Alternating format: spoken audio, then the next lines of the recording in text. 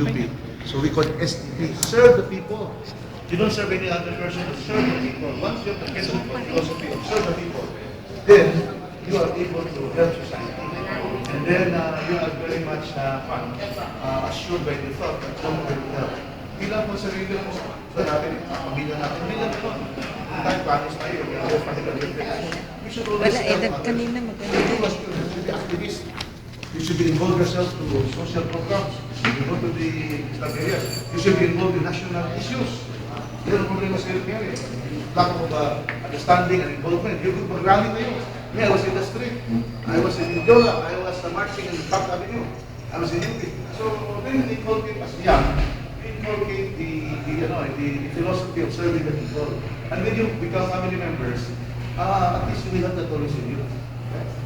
Thank you very much. Okay, thank you. Bye-bye. Sir,